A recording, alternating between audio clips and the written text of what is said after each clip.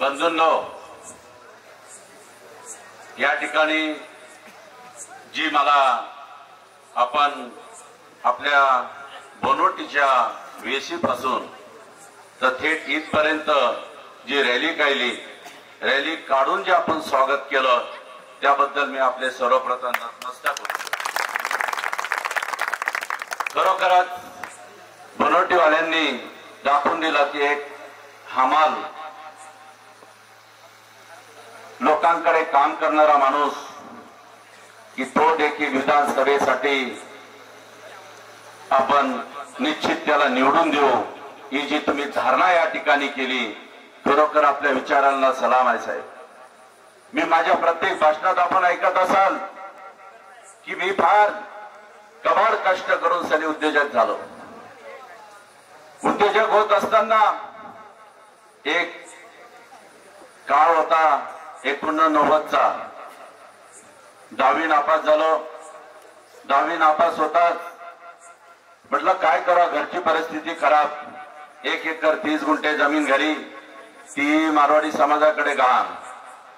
अशा परिस्थितीमध्ये काम करणं माझ्यासमोर दुसरा पर्याय नव्हता आणि काम करत असताना पहिले सोनाराच्या दुकानात कामाला लागलो, नंतर मेडिकलवर लागलो, अशा विविध पद्धतीचे काम करत जिनिंग फॅक्टरीत लागलो, नंतर शासकीय गोदामामध्ये 3 किलोची थैली पॅकिंग करून 90 किलोचं थैलं ओढलं। साहेब, काम करत असताना फक्त काम केलं, इमानदारीने काम केलं, कष्टाचा जो पैसा भेटेल तो खरोखरच घरामध्ये तो लावण्याचा प्रयत्न केला। पण एक दिवस विचार केला, वाचण्यात आलं की धीरूभाई अंबानी देखील पेट्रोल पंपावर काम करणारा माणूस या भारत देशाचा उद्योजक झाला। मलाही वाटलं की आपणही किमान नाही या भारत देशाचा तर किमान या कन्नडचा, सोयगाव तालुका, कन्नड तालुका या छत्रपती संभाजीनगर जिल्ह्याचा तरी उद्योजक होऊ शकेल अशा प्रयत्नाने मी सुरुवात केली। पण खिशात 1 रुपया नाही आणि उद्योजक तर व्हायचं आहे। मग कन्नड सोडलं आणि सोडताना श्रद्धा असते प्रत्येकाची। मी प्रभू दत्तात्रयांची सेवा करतो, भक्ती करतो। एक दिवस देवाला म्हटलं, भगवंता मला ना मोठा उद्योजक व्हायचा आहे आणि मला जर तुम्ही उद्योजक केलं तर मी माझ्या रोजच्या उत्पन्नातला 10% हिस्सा गोरगरीब जनता धार्मिक कार्यासाठी खर्च करेल। म्हणून गेली 6 महिन्यापासून आपण जे काही बघत आहात की ज्या ज्या तांडा असेल, वस्ती असेल, आदिवासी खोरा असेल, इतर कोणतंही गाव असेल, प्रत्येक गावामध्ये मी काही ना काही दान धर्म करण्याचा प्रयत्न त्या ठिकाणी केला। बंधूंना हे 6 महिनेच नाही, मी ज्यावेळेस छत्रपती संभाजीनगरला गेलो त्यावेळेस मला काही मुस्लिम बांधव भेटले आणि डोक्याचा आणि बुद्धीचा वापर करून सनी मी तिथं ट्रान्सपोर्ट लाईनला पडून हळूहळू करता करता मी आज महाराष्ट्रामध्ये माझी फूड इंडस्ट्रीज नावाजलेली आहे। आणि विचार केला एक दिवस की ज्या माणसाला 10 पत्राचं घर सुद्धा नव्हतं अशा माणसाला जर कधी परमेश्वराने उद्योजक केलं तर आपण काहीतरी समाजाचं देणं होतो, जनतेचं देणं होतो आणि आपला जो 10% परमेश्वराशी झालेला जो करार आहे तो इथं शहरामध्ये राहून काय करणार। म्हणून 5 वर्षापूर्वी विचार केला आणि मी कन्नड शहरामध्ये शैक्षणिक असेल, धार्मिक असेल, सामाजिक असेल, आरोग्य विषयक असेल, विविध पद्धतीची कामं असतील, मी माझ्या शहरामध्ये करायला लागलो। माझ्या शहरामध्ये, कन्नड शहरामध्ये वेगवेगळ्या धर्माची, वेगवेगळ्या जाती पंथाची लोक आहेत साहेब। तुम्ही आजही कन्नडमध्ये शहरामध्ये फोन करून विचारू शकतात की मनोज पवार आमच्या बनोटीमध्ये आला आणि तो माणूस कसा आहे, छोटा आहे, भामटा आहे, लुच्चा आहे का चांगला आहे। बंधूंनो, लहान लेकरापासून तो वय वृद्धांपर्यंत एकच सांगेल की असा माणूस कधी होणे नाही। या माणसाने काही नसताना, सत्ता नसताना, कुठली गोष्ट नसताना प्रत्येकाच्या कामाला असा हा माणूस मनोज पवार आहे। मी जाहीर सांगतो साहेब, तुम्हाला आताही फोन लावून विचारू शकता। अशा पद्धतीने काम करत असताना निश्चित मी माझ्या बरोबर असलेली जी काही मित्रमंडळ असेल, सर्व असेल, साहेब मी संस्कारी माणूस आहे. मी माझ्या घरातून बाहेर पडताना माझ्या आईवडिलांचं दर्शन घेऊन रोज बाहेर पडतो. म्हणून मला कसल्याही प्रकारची वाईट नजर किंवा वाईट नेसन कधी जडलं नाही साहेब. म्हणून तुम्हालाही सांगतो, आपण देखील जर रोज तुमच्या आईवडिलांचं दर्शन घेऊन घराच्या बाहेर जर पडलात तर तुमच्या मनातील हर इच्छा पूर्ण होईल. तुम्हाला नोकरी लागत असेल तर नोकरी, धंदा लागत असेल तर धंदा, आनंदी राहायचं असेल तर आनंदी. तुम्ही जे मागाल ते तुमच्या आईवडिलांच्या चरणी असतं. ते उद्योजक मनोज पवार हा जो तुमच्या समोर उभा आहे ना, तो माझ्या आईवडिलांच्या आशीर्वादामुळे आज या ठिकाणी उभा आहे. आणि मग हे सगळं करत असताना ज्यावेळेस ग्रामीण भागामध्ये विचार केला की आजूबाजूचे खेडेपाडे लोक म्हणायला लागले की भाऊ, या तालुक्यामध्ये मोठी पोकळी निर्माण झालेली आहे, या तालुक्याला तुमच्यासारख्या नेतृत्वाची गरज आहे. आमच्या तालुक्यामध्ये सुशिक्षित बेकार आहेत, थोडं बेकार राहिल्यामुळे त्यांची लग्न होत नाही आहे आणि लग्न होत नसल्यामुळे घरात चिडचिड होते आहे, आई वडील दुःखी होत आहे. कृपया करून तुमच्यासारख्या माणसाची या तालुक्याला नेतृत्वाची गरज आहे. आपण कृपया करून आमच्या गावामध्ये या. म्हणून 6 महिन्यापासून मी तालुक्याच्या प्रत्येक गावामध्ये वस्ती खोऱ्यात जाण्याचा प्रयत्न केला आणि प्रत्येक समस्या जाणून घेण्याचा प्रयत्न केला. लक्षात आलं की आदिवासी असलेली खोरे त्या ठिकाणी अजूनही इथं किमान गड्डेमय रस्ते तरी आहे. त्यांना तर बिचाऱ्यांना रस्तेही नाही, त्यांना इथं राहायला लाईटही नाही, सफरांच्या घरामध्ये राहतात. गेली 75 वर्ष होऊन गेली स्वातंत्र्याला, अजून इथे बिचारे सुखी नाही, त्यांना घर नाही, निवारा नाही, ते कधी आनंदी नाही, कबाड कष्ट ते लोक करतात. तशीच मी बंजारा समाजाची, तांड्यांची सुद्धा दुरावस्था पाहिली. त्यांचं राहणीमान उंचावला पाहिजे साहेब. सर्व लोक असे तालुक्यामध्ये मी जे बघतोय ना, ते असे निरागस झालेले आहे. कार्यकर्ते सुद्धा निरागस झालेले आहेत साहेब. जर तुम्ही बघितलात बाजूच्या तालुक्यामध्ये, बाजूचा तुमच्या कोणता तालुका आहे, तिथे कार्यकर्ते कसे हो, कसे आहेत कार्यकर्ते, टाकाटाक कसे दिसतात, एकदम खतरनाक. 40 गावचे बघा, इकडे सिल्लोडचे बघा, आणि आपल्या तालुक्यातले कार्यकर्ते बघा बरं, असे गळून गेलेले आहेत. काय करणार? अहो, ज्याची बी सुपारी घेतली, ज्याचं बी काम केलं, तो आमदार बडवा निवडून आला की तो त्याच पाहतो. काही त्याला घेणं नाही. कार्यकर्ता कसा जगतो मरतो. अरे नालायक माणसा, तुला तिनं निवडून दिल्यावर गावातले लोक म्हणतात तुझ्यामुळे आम्ही मतदान केलं, आता तू त्याला इथं एक तर इथं आणि आमच्या समस्या सोड. फल फल फल फल त्याला शिव्या दिल्या जातात. बिचारा तो कार्यकर्ता त्या गोष्टी सहन करत राहतो आणि तो निरागस पद्धतीने कुठेतरी विचार करतो की बा राजकारण करा, तिथं पण सुख नाही. काम मागतो, तिथं पण मला काम भेटत नाही. मग करू काय, करू काय? लोकशाहीत असून सुद्धा आम्हाला जगण्याचा अधिकार ह्या तालुक्यामध्ये भेटणार नाही. अशी ही निरागस झालेली मुलांचा ज्यावेळेस विचार केला, त्यावेळेस मी रोजगार मेळावा घेतले. 5 वर्षापूर्वी रोजगार मेळावा घेतला, आताही रोजगार मेळावा घेतले. मी काम देण्याचा नक्की प्रयत्न करतो, कारण उद्योजक आहे. उद्योजकाचं काम असतं की ज्याच्या हाताला काम पाहिजे असेल त्याला काम दिल्याच गेलं पाहिजे. म्हणून आजही सांगतो की आजही कोणाला नोकरी लागत असेल तर मी नोकरी द्यायला तयार आहे. आपण फक्त पुढे या. मग काय होतं की काही लोकांचं शिक्षण नसतं, काही लोकांचं शिक्षण असतं. प्रत्येकाच्या ज्याच्या बुद्धिमत्तेप्रमाणे त्यांना काम देण्याचा प्रयत्न मी या ठिकाणी करत असतो. मग रोजगार मेळावा घेतला. रोजगार मेळाव्यामध्ये कमी प्रमाणात मुलं आली. मी विचार केला की काय प्रॉब्लेम आहे. सुशिक्षित बेकार तर भरपूर आहे. जेव्हा त्या मुलांना त्यांची समस्या जाणून घेण्याचा प्रयत्न केला तर तेव्हा म्हणले, भाऊ आम्ही अल्पभूधारक शेतकऱ्याचे मुलं आहोत, आमची परिस्थिती ती खराब आहे, आम्हाला आमच्या आई वडिलांना शेतीसाठी मदत करावी लागते. तुम्ही देऊन देऊन किती 20-22 हजाराची पगाराची नोकरी शहरात देणार. आमची बायका पोरं घेऊन राहायचं जर ठरलं किंवा आम्हाला राहायचं ठरलं तर आमच्या हातात काहीच उरत नाही आणि आई वडिलांचे तिकडे हाल होता.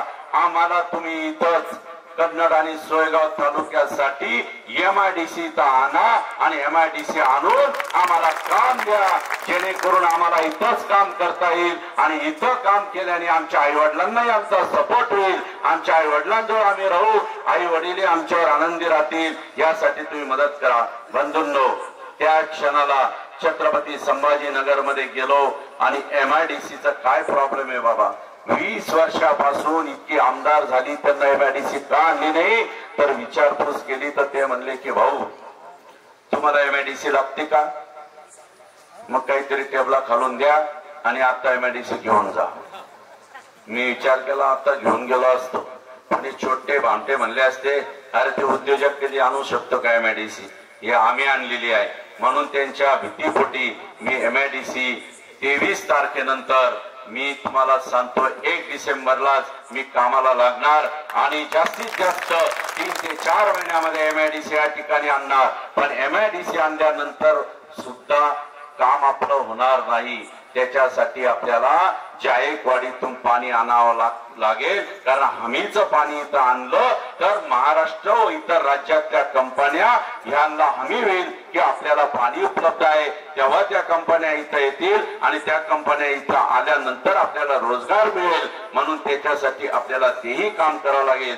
तेही काम मी करण्यासाठी सभागृहामध्ये प्रचंड मोठ्या प्रमाणामध्ये आवाज उठून ते काम करण्याची धमक माझ्यामध्ये आहे आणि ते सुशिक्षित बेकारांचा प्रश्न याच्या पुढे या सोडवला जाईल. या तालुक्यात फिरत असताना महादेव खोरा माहितीये सगळ्यांना, महादेव खोरा कोणाकोणाला माहितीये नाही, करंजखेडकडे महादेव खोरा या नावाचा एक खोरा आहे, अख्ख्या महाराष्ट्राने बघितलं. महादेव खोऱ्यामध्ये अख्ख्या महाराष्ट्राने बघितलं की एक बिचारी माऊली माता, तिला प्रसूती होत असताना प्रसूतीची वेळ आल्यावर तिला बिचारीला बैलगाडी टाक, तिला टेम्पो टाक, कारण त्या ठिकाणी गाडी सुद्धा जायना नाही, कशी तरी बसून तिला हाल अपेष्टा करत तिला आणण्यात आलं दवाखान्यामध्ये. प्रचंड पद्धतीने ती बाई सिरियस झाली, पण या तालुक्यातला एकही प्रतिनिधी त्या ठिकाणी गेला नाही की याची परिस्थिती ती काय झाली, बिचारे ते कशा पद्धतीने गरीब लोक राहतात. तुम्हाला सांगतो 15 दिवस झाले वाट बघितली, एकही अधिकारी गेला नाही, एकही माझे आमदार गेला नाही, एकही रनिंग आमदार त्या ठिकाणी गेला नाही. हा पट्ट्या मनोज पवार त्या ठिकाणी गेला आणि त्यांना चालू स्थितीचा तात्पुरत्या स्वरूपाचा रोड 4 किलोमीटर तयार करून दिला. आजही तुम्ही जाऊन पाहू शकता महादेव खोऱ्यामध्ये आम्ही काम करणारी लोक आहोत साहेब. अजून आमच्या हातात सत्ता नाही, परंतु 10% करार आहे ना आपला देवाशी, जो माझ्या रोजच्या उत्पन्नातला 10% हिस्सा आम्ही गोरगरीब जनता आणि धार्मिक कार्यासाठी खर्च करतो, तो अशा पद्धतीने खर्च करतो. आजही बघू शकतात महादेव खोऱ्यामध्ये जी मंडळी यांना नाक नाही मतदान मागायला त्या ठिकाणी, असे कित्येक तरी तुम्हाला बघायला मिळतील. तर रस्त्यांची एवढी चालणी या ठिकाणी झालेली आहे, अशा चालणी झालेल्या रस्त्यांची जर दुरुस्ती करायची असेल तर 5000 कोटी बी कमी पडतील, बरोबर आहे का? मग 5000 कोटी का उडत येणार आहे का तुम्हाला असं वाटतं का? आमदार झालं म्हणजे काही भेटत नाही, आमदारालाही 1.5-2% खर्च करावा लागतो, तेव्हा फंड येतो. आणि तुम्ही निवडून देणारे आमदार कसे निवडून देता, कसे निवडून देता? परिस्थिती खराब, अशा परिस्थिती खराब जर आमदार निवडून दिले तर ते कस काय पैसे लावतील आणि पैसे कधी? मला साधं उदाहरण सांगा साहेब, तुम्ही शेती करतात, शेती घेतली, तुमच्या घरात लगेच पडलं का येऊन पोतडं, तुम्हाला त्याची मेहनत घ्यावी लागते, घरातून खिशातून पैसे टाकावे लागतात, शेतीत कसून सनी पिकावं लागतं, पीक येतं, बरोबर आहे की नाही? मग आमदार झालो म्हणजे का लगे वरून टापा काही पडत का? तसं काही नाही, ऑटोमॅटिक येणारा फंड वेगळा आणि एक्स्ट्रा फंड आणायचा असेल तर आपल्याला इथं सक्षम आमदार लागेल. सक्षम, या ठिकाणी परिस्थिती खराब आला आमदार चालणार नाही. परिस्थिती खराब आमदार तुम्ही निवडून दिला, काय भोग भोगले माहितीये तुम्हाला? कसे भोग भोगले? अरे तो मूर्ख माणूस निवडून आल्याबरोबर त्या माणसानी लोकांना घरकुल मिळालं का नाही मिळालं, त्यांना मिळेल का नाही मिळेल, त्यांना काय करावं लागेल हे बघायच्या ऐवजी तो सभागृहामध्ये काय म्हणतो, चचा कि हम रिटायर होने के बाद बॉम्बे में कहाँ रहना, हमारा रहने का क्या होगा, हम क्या फुटपाथ पे सोना, हमारे लिए मकान दीजिए, उसके लिए मंगा, तुम्हारे लिए नाही। मग जर कधी अशा पद्धतीचे जर आमदार आपण निवडून देत असाल बंधूंनो, तर मला सांगा या तालुक्याचा विकास होईल का? बरं सांगा, इमानदारीने सांगा, त्या माणसाने एक तरी रोजगार मेळावा घेतला का? घेतला का? बरं घेऊ शकत नाही, परिस्थिती खराब। आता पुन्हा दुसरा एक आमदार आलाय, 10 वर्ष आमदारकी दिली तुम्ही त्यांना, बरोबर आहे का? तुमच्या बनवटीमध्ये प्रत्येक घरात हात जोडून बोलले, काय म्हणे, अरे बाबांनो, माय माऊली, मी 10 वर्ष तुम्ही मला आमदार केलं, पण माझ्या चुका आता पोटात घाला, माझ्याकडून तुमचे काम झाले नाही, पण मला पुन्हा निवडून द्या। कारण का निवडून द्या, का बरं निवडून द्या? तर आता माझी बायको मला सोडून गेलेली आहे, दुसरी आणली, ती गेली, बरोबर आहे का? सासऱ्यानी बंगला हिसकून घेतला, त्याची सासऱ्याने, माहिती आहे तुम्हाला, गाडी हिसकून घेतली, आणि आता माझी परिस्थिती खराब झाली आहे। आता मी या डोंगरातून उडी मारून जीव देतो, द्या मला मतदान। मग काय करायचं आता? काय वाटतं तुम्हाला? अरे तुम्हाला 10 वर्ष सत्ता दिली, तुम्ही 9टंकी धंदे केले, आणि 9टंकी धंदे करून तुमचे कर्माचे भोग तुम्ही तुमचे भोगता आहात, आणि तुम्ही जनतेला काय म्हणता? तो काय मूर्ख समजतात का जनतेला? काय केलं तुम्ही 10 वर्षामध्ये मला सांगा? अहो, स्वर्गवासी बाबूरावजी आवराळकर काका, नारळकरजी आबा आणि रायबांजी जाधव साहेबांच्या काळामध्ये झालेली धरणं, त्या काळामध्ये झालेली जी काही कोल्हापुरी धरणं असेल, इरिगेशनचं धोरण असेल, त्या काळामध्ये झालेली कारखाने असतील, त्या काळामध्ये झालेले रोड असतील, त्या काळामध्ये झालेली शाळा असतील, त्याच्यानंतर एखाद्या तरी आमदारांनी काही केलं का? एक धरण, शेततळ काही केलं का? तुम्हाला वाटतं असं काही केलं? मग तुम्ही यांना प्रश्न का विचारत नाही की बाबा तुम्हाला आम्ही निवडून दिलेला आहे, आमच्या लेकरांचं काय, याचा विचार तुम्ही करायला पाहिजे, याचं बोलायला पाहिजे हो तुम्ही। ही लोक इथे येतात आणि जातात, काही नाही, मस्तपैकी गप्पा गोष्टी करतात, निघून जातात। साहेब, मी तुमच्या समोर एक सामान्य कुटुंबातला पोरगा आहे, गरिबीतून वर गेलेला माणूस आहे, गरिबी मला माहिती आहे, म्हणून तुमच्याशी बोलतो। हे मूर्ख करतायत, माणसाला मूर्ख समजताय, यांची जागा तुम्हाला दाखवावं लागणार आहे। आता बी काय झालंय, घरात नवरा बायको उभा आहे, बरोबर आहे, दोघं उभे आहे। आता काय मिळलो, तुमचा मोबाईल सकाळी उठले उघडला की काय दिसतं? नवरा बायकोच्या भानगडी, दुसरं काहीच नाही। विकासावर कोणी बोलतंय का? मला खरं सांगा, विकासावर बोलत का? नाही। मला असं झालेलं आहे, मला भोकरदनचे लोक मारायला आले, आणि आता माझं काय होईल ते सांगता येत नाही, आपण सगळे एकत्र या आणि मला मदत करा। अरे काय धंदे लावले तुम्ही? तुमचा हा खेळ बघण्यासाठी आम्ही रिकामे आहोत का? सकाळी उठा, त्यांचेच भानगडी पाहू मोबाईल मध्ये, बायको काही म्हणती तर ती काय, आता बायको बी काहीतरी सीता म्हणली वाटतं, मी सीता आहे म्हणे, आता काय सीता आहे मलाही कळणार नाही, आणि तो राम आहे का काय? मग अरे कुठेतरी थांबावं साहेब, पर्यंत चालायचं। आपल्या तालुक्याचा ती तमाशा सभागृहामध्ये आता महाराष्ट्राने पाहिला हो, फूट फूट कुत्र्याने मारलं त्याला, हिरवाचा पिवळा झाला, आणि तालुक्याची आपली नामुष्की गेली साहेब। अख्ख्या महाराष्ट्राने पाहिलं, हेच सभागृह महाराष्ट्रामधलं गाजवणारं स्वर्गवासी रायबांजी जाधव साहेब ज्यावेळेस सभागृहामध्ये बोलायचे, त्यावेळेस प्रत्येक आमदार टक लावून बघायचा की साहेब काय बोलताय, काय बोलताय साहेब, आपल्या तालुक्याच्या बाबतीत किंवा विकासात्मक मुद्दे काय बोलताय। अक्षरशः तालुक्याच्या बाबतीत बोलून महाराष्ट्र राज्याच्या धोरणाविषयी बोलणारा तो माणूस, आणि आज त्यांची लेकरं काय करताय? अहो, त्यांची राहिलेली कामं पूर्ण करायला मनोज पवार तुमच्या समोर आलेला आहे। स्वर्गवासी रायबांजी जाधव साहेबांचं राहिलेलं कार्य पूर्ण करायला मनोज पवार तुमच्या समोर आलेला आहे। हिराजी बाबा सहकारी साखर कारखाना रायबांजी जाधव साहेबांनी उभा केला, आणि त्याचे काय हाल झाले? 10 वर्ष कोण राहिला आमदार? कोणाच्या घरात सत्ता होती? कोणाच्या चुकामुळे विकल्या गेला? काय झालं? कर्नाटकचा सहकारी साखर कारखाना विकल्या गेला. कोण दोषी आहे याला? तुम्हाला आम्ही सत्ता दिली होती, चालू असलेला कारखाना बंद केला. माझ्या तालुक्यातला माणसं ही बेकार झाली. शेतकऱ्यांची जी काही त्यांना बिचाऱ्यांनी 1-1 रुपया लावून सनी कारखाना उभा केला, त्याचं बिचाऱ्याच्या तोंडावरचं पाणी पळवून निलावं या लोकांनी. या रामखोरांना पुन्हा निवडून देणार आहेत तुम्ही? आणि काय तर म्हणे मनोज पवार अपक्ष आहे. म्हणजे काय अपक्ष असतं तर काय होतं? काय होतं त्याला अपक्ष म्हणजे? मग जाऊ द्या.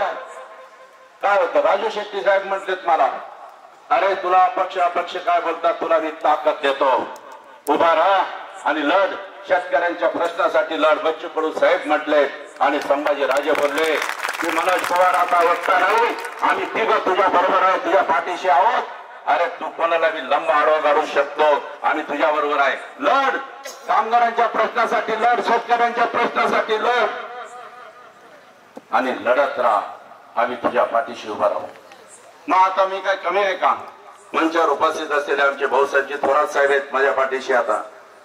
आता मी कशाला कोणाला घाबरणार? म्हणून आपल्याला विनंती करतो साहेब, आपण कृपया करून यांच्या भूलथापाला बळी पडू नका. कित्येक वेळेस चकवा आहे म्हणे, भोकरदांचा चकवा. आपल्या इकडं चालेल का हो चकवा? मनोज पवार मोठा चकवा आहे साहेब. फॉर्म मागे घेणार आहे म्हणे मनोज पवारला, मी चुप बसून देईन. त्याचे काय पोझिशन आहे, काय एक तर काय गरीब पोराचं पोरग आहे, काय किंमत आहे का त्याची, असं म्हणणारा तो चकवा. त्या चकव्याला आज एवढी मोठी पब्लिक दाखवून देते आहे की अरे बाबा, आमच्या सामान्याच्या पोराला देखील आम्ही आमदार बनवू शकतो.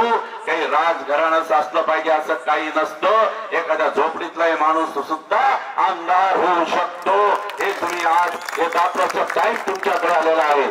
आता येणाऱ्या 20 तारखेला तुम्हाला दाखवायचं आहे की गरीबाचं लेकरू सुद्धा सभागृहात बोलू शकतं, सभागृहात भांडू शकतं आणि यांच्या तरीपेक्षा मी प्रचंड मोठं काम या ठिकाणी करू शकतो. एवढी ताकद माझ्यामध्ये आहे साहेब. आणि प्रत्येकच सांगतो तुम्हाला, प्रत्येक जाती पाती आणि पंथ धर्माला घेऊन चालणारा मनोज पवार आहे. पहिल्याच भाषणात बोललो की कन्नड शहरामध्ये फोन करून बघा, प्रत्येक जाती पातीला विचारून पहा मनोज पवार काय माणूस आहे. कधी जातीभेद केलेला नाही, आजपर्यंत काम केलं, प्रत्येकाला मदत केली, त्याची कधी जात विचारली नाही. आज माझ्या कंपन्यांमध्ये चांगल्या पदावर जर असतील तर कोणी माहिती तुम्हाला? एमडी माझा राजपूत आहे, माझ्या कंपनीचा एमडी राजपूत आहे. मॅनेजर कोण आहेत? बंजारी समाजाची मंडळी आहेत, नावी समाजाची माणसं आहेत. उच्च पदस्थ कामावर माझ्याकडे काम करणारी माणसं काही कमी नाही साहेब. बंजारा समाजाचा माणूस माझ्याकडे आहे. मनोज पवारने कधी जात पाहिली नाही, पात पाहिली. का पाहू की मनोज पवार काही किंमत नसलेला माणूस परमेश्वराने त्याच्या आईवडिलांच्या आशीर्वादाने एवढा मोठा होतो. तिथं जातीने वाढवलं नाही त्याला, तर त्याला कोणी वाढवलं? या सर्व लोकांच्या आशीर्वादाने, सर्व लोकांच्या जातीपाती पंथ धर्माच्या लोकांनी त्याला वाढवलेलं आहे. मग त्या ठिकाणी जातीभेद कसला? कृपया करून आपल्याला विनंती करतो की आपण माझा पूर्ण अभ्यास करून मतदान करताना पूर्ण अभ्यास करा की मनोज पवार 6 महिन्यामध्ये एवढं करू शकतो. सत्ता नसताना तर सत्ता आल्यावर काय करेल? सत्ता आल्यावर पहिलं काम मी करणार की या तालुक्यातले रोड सगळे चकचकीत करणार. दुसरा मुद्दा, आपल्याकडे जिल्हा परिषदच्या शाळा आहेत, मोडकाळीस आलेल्या आहेत, पडायला आलेल्या आहेत. आपली लहान गरीबाची पोरं त्या ठिकाणी शिकतात. एका शाळेमध्ये 4 वर्ग बसतात. माहिती तुम्हाला? इथं बसलेल्या लोकांना माहिती असेल. पहिले शाळेचा दर्जा सोडण्यासाठी मी प्रयत्न करणार आणि शिक्षकांची संख्या वाढवणार, शाळा डिजिटल बनवणार, शाळा एकदम सुंदर बनवणार. या तालुक्यामध्ये पोलीस भरती, मिलिटरी भरती करणारे पोरं रोडवर पळतात, म्हणून प्रत्येक गावाला एक क्रीडांगण, एक मैदान त्या ठिकाणी देणार की जिथं त्या मुलांना तिथं त्यांची व्यवस्था त्या ठिकाणी होऊ शकते. दुसरी गोष्ट, प्रत्येक गावात वाचनालय दिल्या जाईल. वाचनालय बी असं तसं नाही, एमपीसी यूपीएससीची असलेली पुस्तकं त्या ठिकाणी उपलब्ध केल्या जाईल, जेणेकरून माझ्या तालुक्यातला प्रत्येक घटकातला गरीब मुलगा सुद्धा हा IAS आणि IPS झाला पाहिजे. याच्यासाठी आम्ही हा प्रयत्न करणार. सर्कल वाईज सर्कल वाईज जे IPS आणि MPSC पोरांना क्लासेस लावायचे असेल त्याला मी मोफत त्या ठिकाणी शिक्षण देण्यासाठी सर्कल वाईज त्या ठिकाणी क्लासेस चालू करून देणार, हे काम मी करणार आहे. आणि तेच सांगतो. दुसरी गोष्ट म्हणजे मला भाऊसाहेब थोरात साहेबांनी सांगितलं की आमचा हिराजी महाराज सहकारी साखर कारखाना स्वर्गवासी रायबान जाधव साहेबांची स्वप्न होती, ती तुम्ही पूर्ण करावं लागेल तर आम्ही पाठिंबा देऊ. मी त्यांना शब्द दिला की हिराजी बाबा सहकारी साखर कारखाना हा तिथं तुम्हाला उभा दिसेल, त्याच्यासाठी जे काही प्रयत्न करावा लागेल ते मी करेल आणि साहेब माझ्या पाठीशी उभे राहतील.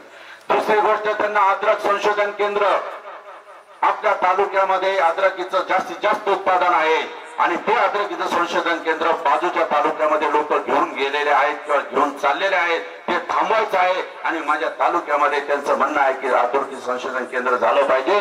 साहेबांच्या 2 अटी प्रामुख्याने होत्या, त्या मी मान्य केल्या सभागृहामध्ये, ते 100% त्यावर लढणार आहे.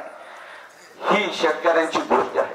पण शेतकऱ्यांनी पिकवलेला जो माल आहे, तुम्ही जो पिकवता माल त्याला भाव मिळतो का? मग याला काय करावं लागेल आपल्याला? तुमच्याकडे पिकवलेला जो माल असतो त्याची 10 रुपये किंमत असते आणि मार्केटमध्ये ज्यावेळेस आपण घ्यायला जातो किती किंमत राहते? 4 पट वाढलेली राहते. बरोबर आहे. म्हणजे 10 रुपये किलोनी विकलेला माल तो आपल्यालाच कधी आपल्या पाहुण्या रावळ्यांना कोणाला तरी मित्रांना 40-50 रुपयांनी घ्यावा लागतो. बरोबर आहे. मग आता मी एक काम करणार आहे, शेतकऱ्यांसाठी शेतकऱ्यांच्या हिताचा जिल्हा स्तरावर शेतकऱ्यांचाच माल त्या ठिकाणी उभं करणार आणि शेतकऱ्यांनी पिकवलेला माल एका ठिकाणी संग्रहित करून त्याला व्यवस्थित छाटणी करून पॅकेजिंग करून त्याला त्याच्या पद्धतीने वातानुकूलित ठेवून आपण तो कुठे विकणार? जिल्हा स्तरावर विकणार किंवा नाही तर मुंबईमध्ये जाऊन मोठ्या मोठ्या अपार्टमेंट मध्ये विकणार. तिथं आपण त्यावेळेस मी सभागृहामध्ये असल्यामुळे कोणत्याही अपार्टमेंटचा आपण आपल्या तालुक्याचा करारनामा करून घेऊ आणि त्या अपार्टमेंट मध्ये आपलाच माल विकला जाईल. म्हणजे 20 रुपये किलो विकणारा माल तिथे 100 रुपये किलोने विकला जातो. काहीतरी 2-5 रुपये त्या ठिकाणी हप्ता द्यावा लागतो, पण शेतकरी त्याच वेळेस सुखी होईल. महाराष्ट्र आणि केंद्र शासन काय असेल, राज्य शासन किती हमी भाव दिला तरी तो सुखी होणार नाही. त्याच्यासाठी स्वतःचं मार्केट त्या ठिकाणी उपलब्ध करू. तसंच हमी भाव मिळण्यासाठी साहेबांचं, राजू शेट्टी साहेब यांचं पहिलं तत्व आहे की शेतकऱ्याला सुखी समृद्ध करण्यासाठी त्याला जास्तीत जास्त भाव मिळावा, म्हणून त्याच्यासाठी मी जास्तीत जास्त प्रयत्न सभागृहामध्ये करेन. दुसरी गोष्ट, अंध आणि अपंग मला लोक भेटलीत, बऱ्याच वेळेस भेटलीत. त्यांना तहसीलमध्ये गेलं की चक्रा मारावा लागतात, त्यांना बिचाऱ्यांच्या हाल अपेष्टा होतात. आता याच्यानंतर अंध आणि अपंग जो काही लोक असतील त्यांना मनोज पवार, कारण हप्ताच खाणार नाही, हप्ता खाणार नाही तर अधिकारी घाबरणार नाही का? तुम्ही मला सांगा, आपण मिंद झालं तर चूप असावं लागतं की नाही? मग हप्ताच नाही खाल्ल्यावर अधिकाऱ्यांची हिंमत आहे का कांबड्यात लात नाही घालणार का त्यांच्या? गोरगरीब जनतेला जर कधी कोणी वेटीस धरलं माझ्या तालुक्यामध्ये तर माझ्यासारखा खतरनाक माणूस कोणी नाही बरं का. तुम्हाला असं वाटत असेल 10 वर्ष ठेवलेला आमदारच खतरनाक आहे, मी त्याच्यापेक्षा खतरनाक माणूस आहे. पण मी खतरनाक आहे पण माझं कुटुंब जवळ आहे बरं का, बायको पोरं सगळं माझं जवळ आहे. त्याच्यासारखी आपली काही भानगड नाही, आपले काही लफडे नाही, काहीच नाही. आपलं सरळ सरळ काम आहे. बरोबर आहे. आता तुम्ही सांगा भाऊ काका, तुमची बायको जर तुमच्या जवळ नसली तर तुमचं डोकं खराब होईल का नाही? होईल का नाही? काम करायला सुचल का माणसाला? मग याला जर निवडून दिलं तुम्ही आणि त्याची बायको त्याच्या जवळ नाही, मग त्याचं डोकं खराब होणार नाही का? अहो, दुसऱ्याच्या बरोबर बाहेर आपलं घर आपल्याला काढून दिलं, घरातून बाहेर काढून दिलं, आल्याबरोबर त्या महायुतीत घुसल्याबरोबर केतन काजे वगैरे सगळे दिले हाकलून. म्हणजे एवढे भयानक आहे. याच्यावरून विचार करा तुम्ही की आपल्या तालुका जर भोकरदन तालुक्यामध्ये गाण ठेवायचा असेल तर आपण विचार करून निर्णय घ्या. आता सांगतो मी तुम्हाला, ही चूक करू नका. हुकुमशाही येईल, दडपशाही येईल. ही जर मारायची असेल तर मनोज पवारला रोडला 11 नंबरचं बटन दाबून प्रचंड मतांनी विजयी करा, तरच या तालुक्याला न्याय मिळेल. या ठिकाणी बसा बसा काका, 2 मिनिट बसा. आपल्याकडे आपले जी काही लाईनचा प्रश्न आहे लोड शेडिंग रात्रीच्या वेळेस चालू होती, बरोबर आहे का? ट्रान्सफॉर्मर खराब झाल्यावर कधी मिळतो? आता एकच दिवसात भेटल, एकच दिवसात भेटल. आता मनोज पवार आल्यावर काही लोकांनी आजमून पण पाहिलंय मनोज पवारला, एका दिवसात भेटत नाही भेटत. एवढं 2 महिन्यामध्ये ज्या लोकांनी मला फोन केला त्यांना एका दिवसात मी ट्रान्सफॉर्मर दिलेला आहे. साहेब, एवढी हिंमत माझ्यामध्ये आहे. मी जरी उद्योजक समाजसेवक आहे तर तेवढी हिंमत पण आहे माझ्यामध्ये. काम करण्याची पद्धत माझ्याकडे आहे, कारण माझ्याकडे फार मोठा समूह आणि ग्रुप आहे. तुमची ताकद माझ्या बरोबर आहे, त्याच्यामुळे काम करण्याची क्षमता माझ्यामध्ये आहे. आपण या ठिकाणी एक सांगतो, सुशिक्षित बेकारांनाही मी प्रचंड या ठिकाणी काम देईल. आपण दुसरा एक विषय असा आहे की मनोजदादा जरांगे पाटलांचं जे काही आंदोलन आहे त्या आंदोलनामध्ये त्यांचं एक म्हणणं तुम्ही सगळं ऐकलं नाही. एक लोक गैरसमज करून घेत आहे की ओबीसीवर अन्याय. मुळातच नाही साहेब. त्यांना जर ओबीसीवर अन्याय करायचा असता तर त्यांना मराठा समाजाचे सर्व उमेदवार उभे केले असते. पण त्या माणसाने एकाच शब्दात बोलला, एका जातीवर कोणी आमदार होऊ शकत नाही.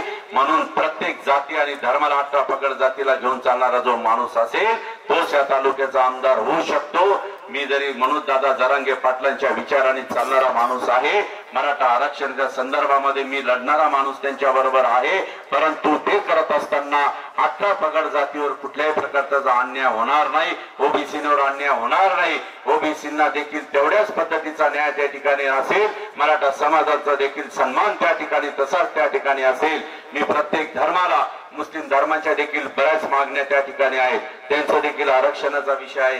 प्रत्येक गोष्टी प्रत्येक समाजाच्या आहे, प्रत्येकाच्या समाजासाठी, प्रत्येक घटकासाठी, धर्मासाठी मी लढणारा माणूस आहे. म्हणून आपल्याला नम्रतेची विनंती या ठिकाणी करतो की येणाऱ्या काळामध्ये आपण काय करणार आहे? बटन क्रमांक, निशाणी, माझं नाव, अरे वा.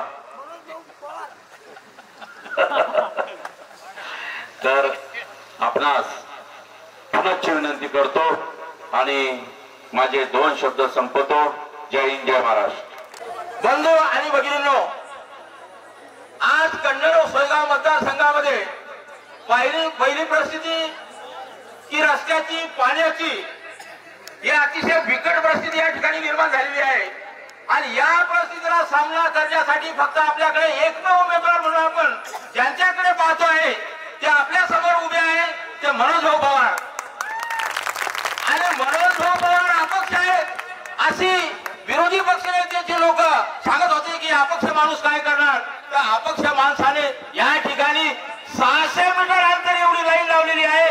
ही फार मोठी आनंदाची बाब आहे आपल्या समोर. आणि दिवसेंदिवस वाढता प्रभाव पाहिला असता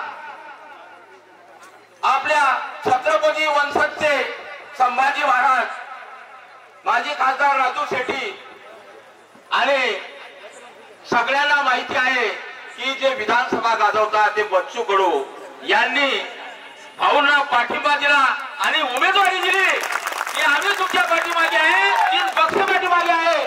मी सर्वांच्या वतीने विनंती करतो आणि या ठिकाणी थांबवतो की येणाऱ्या 20 तारखेला रोलर या निशाणीवर प्रचंड मतांनी गुली मारून आपला तरुण तडफदार आणि सक्षम उमेदवार मनोज पवार यांना विधान भवनात पाठवा अशी मी तुमच्या चरणी विनंती करतो आणि माझे 2 शब्द संबोधतो. जय हिंद, जय महाराष्ट्र.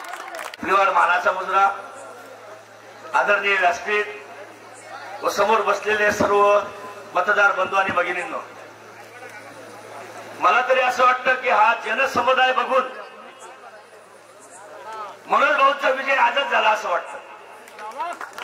कारण हा जनसमुदाय बनोटीमध्ये मी 20 वर्षापासून राजकारणामध्ये एवढा जनसमुदाय कधी जमला नाही मायबाप. आणि हा जनसमुदाय हा दाखवून दिला आज आपल्या बनोटी सरकारने की मनोज भाऊ हा अपक्ष माणूस नाही, याच्या पाठीमागे राजकीय वारसा नाही असं लोकांना वाटत होतं. पण आज तुमच्या म्हणून ही जी शक्ती आहे त्या शक्तीमुळे आज मला असं वाटतं की मनोज भाऊंचा विजय आजच झालेला आहे. आणि या जनसमुदायाला बघून समोरच्या माणसांना सांगायची गरज नाही. मला असं वाटतं त्यांच्या गाड्या उद्या घरी लागतील, कारण त्यांनी बघून घेतलं आपण आता किती फिरलो किती भटकलो तर आपला काही पाय टेकू देत नाही. मनोज दादा, आपल्या तालुक्याचा जर विकास करायचा असेल तर मनोज दादा पवार यांच्याशिवाय आपल्याला पर्याय नाही. येणाऱ्या 20 तारखेला मी जनतेला विनंती करतो की भरभरून लोलर ह्या निशाणीवर 11 नंबरला बटन. शेतातला माल पिकवायचा, तो मार्केटला न्यायचा, तर या ठिकाणी आम्हाला रस्ता पाहिजे. मित्रांनो, आमचं एखादं म्हातारा आजारी पडलं त्याला एक तर 40 गावला न्यावा लागेल, नाही तर इकडे संभाजीनगरला न्यावा लागेल.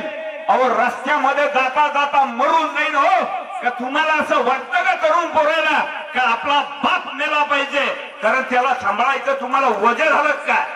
अरे त्याचा बोजा होऊ नये, त्यानं आपल्याला जन्म दिला, त्या जन्मदात्याला आयुष्यभर सांभाळण्याची आपली जिम्मेदारी आहे मित्रांनो.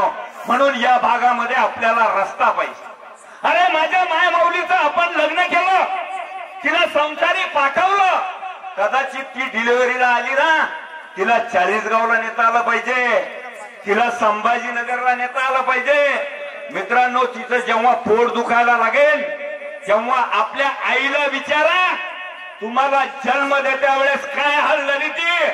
अहो, तीच जर हाल माझ्या बहिणीची होत असेल तर यांना लाथ मारून गावाच्या बाहेर काढलं पाहिजे आणि समाजसेवक मनोज भाऊ पवार यांना निवडून दिलं पाहिजे.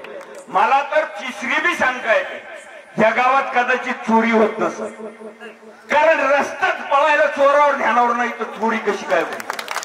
चांगला फायदा. म्हातारा लय दिवस सांभाळावं लागत नाही, बाईला दवाखान्यात न्यावं लागत नाही, चोरी होत नाही आणि शेतातला माल घरी येत नाही. म्हणजे तुमचं बी वाटलं. चांगले पर्याय तुम्ही निवडले. अहो, या हरामखोराच्या गर्दीमध्ये तुम्हाला काय काय करावं लागेल? आगामी काळामध्ये स्वाभिमानी शेतकरी संघटना तुम्हाला या ठिकाणी वचन देते.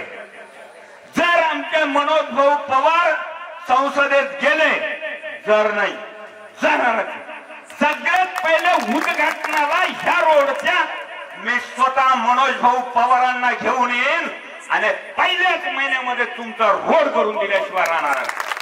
शपथ घेतो मित्रांनो, मी मायबावल्याच्या शपथ घेणारा माणूस आहे. जर ह्या तुम्ही काय आतंकवादी या ठिकाणी जन्माला गाव, तुम्ही भारतातले नाही का? अहो, सोयगाव कन्नड या मतदारसंघामध्ये 6 किलोमीटरवर जर गेलो तर चांगला रोड आहे. 6 किलोमीटरवर राहू द्या. तुम्ही काय पाकिस्तानी का? तुम्हाला अपेक्षा नाही का तुमचा विकास व्हावा म्हणून? अहो, या भागामध्ये वनगाई आहे, या भागामध्ये रानडुकर आहे, या भागामध्ये मला तर वाटतं वाघ पण आहे. माझ्या शेतकऱ्यावर या ठिकाणी ते आक्रमण करत्या. रात्री माझा हा शेतकरी बाप पाणी भरायला त्या ठिकाणी जातो आणि तो सकाळपर्यंत सुखरूप परत येईल का नाही हे आम्हाला माहित नाही. पण मित्रांनो, आम्हाला लाईट ही रात्रीची दिल्या जाते. माझा बाप सकाळी सुखरूप परत येतो का नाही हे आम्हाला माहित नाही. पण आमच्या मात्र मोदी साहेबांनी 15 लाखाचे 1500 आमच्या बहिणीला दिले. आणि आम्हाला तुमचे 1500 नको, आम्हाला तुमचे 12,000 रुपये बी नको. आमच्या कापसाला, आमच्या शेतामध्ये पिकणाऱ्या धान्याला तुम्ही भाव द्या. आमच्या कापसाला 12,500 रुपये आणि आमच्या मकेला 3,500 रुपये भाव द्या. अहो, आम्ही आमचा हक्क मागतो. सन्माननीय खासदार राजू शेट्टी साहेब हे संसदेत वारंवार मागतात का स्वामीनाथन आयोग लागू करा. स्वामीनाथन आयोग म्हणजे काय हो?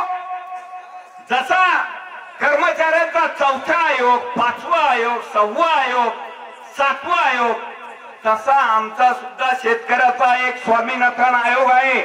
आणि तो आयोग जर लागू केला, मित्रांनो, तुम्ही 400 रुपयाची गोणी 1700ला नेली तेव्हा 200 रुपये ग्रॅम सोनं होतं, ते आता 8,000 रुपये झालं. आपण अजून झोपेले का? तुम्ही झोपेले का जागी आहे म्हणजे मला बोलायला? अहो, येत्या 20 तारखेला ज्यांनी आपल्याला बर्बाद केलं ना, त्यांचं आपल्याला वाटोळं करायचंय, लक्षात ठेवा. त्यांचं आपल्याला वाटोळं करायचं आहे. मित्रांनो, एकाच घरातले नवरा बायको या ठिकाणी विलक्षण लढतायत. घराचा संसार कसा असला पाहिजे? संसाराचा गाडा हा 2 चाकाचा असतो. दोन्ही चाक जर बरोबर चालली तर गाडा चालतो. एक चाक जर पडलं तर गाडी त्या ठिकाणी बंद पडते. लक्षात ठेवा. हे मला कळतच नाही, एका चाकाने पळतं कसं? चला कोंबडी घेतली का काय? मलाच कळत नाही. त्याच्यासाठी मित्रांनो तुम्हाला सांगतो, तुम्ही त्यांच्या भूलचापीला बळी पडू नका. माणूस जर इमोशनल झाला तर आपल्या हातून विपरीत घडत असतं. म्हणून आपली डोकी ठिकाणावर ठेवा. आपली डोकी ठिकाणावर ठेवा. कारण मागच्या वेळेस ते 20,000 मताने पडलेले, लक्षात ठेवा. एकाच घरातले कार्यकर्ते 2 ठिकाणी झाले. यावेळेस त्यांना 30-30 हजारही मतदान पडत नाही. लक्षात ठेवा तुम्ही. कारण तुमचा जनसमुदाय आम्हाला या ठिकाणी सांगतो. मी तुमचा जास्त वेळ घेत नाही मित्रांनो.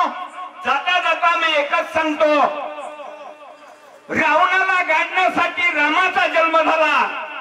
रावणाला गाडण्यासाठी रामाचा जन्म झाला. कंसाला गाडण्यासाठी कृष्णाचा जन्म झाला. आणि या ठिकाणी हे जे पांढरे बगळे हिंडते ना, यांना गाडण्यासाठी एक शेतमजूर शेतकऱ्याच्या पोराचा जन्म झाला. सन्माननीय मनोज भाऊ केशव पवार यांचा रोड लोनर या ठिकाणी आला. निश्चित आपले सगळेचे सगळे रस्ते या ठिकाणी करून देतील, एवढं या ठिकाणी बोलतो. आणि एक तुम्हाला सांगतो मित्रांनो, हा दिवाळीचा सण आहे. मी लक्ष्मीची शपथ घेऊन सांगतो, आपल्याला मनोज भाऊ पवारांना या ठिकाणी निवडून आणायचंच. कारण आपल्या या भागावर पिढा जाऊ दे आणि बळीचं राज्य येऊ दे. बळीचं राज्य जर आपल्याला या ठिकाणी आणायचं असेल तर आपल्याला येत्या 20 तारखेला सन्माननीय मनोज भाऊ पवार यांना 11 नंबरच्या निशाणीवर प्रचंड बहुमताने विजय करायचा आहे. आणि त्यांना संसदेत आपले प्रश्न मांडण्यासाठी या ठिकाणी पाठवायचं आहे. एवढं बोलतो आणि थांबतो. जय जवान, जय किसान. रोड रोलर चालणार, बदल घडणार.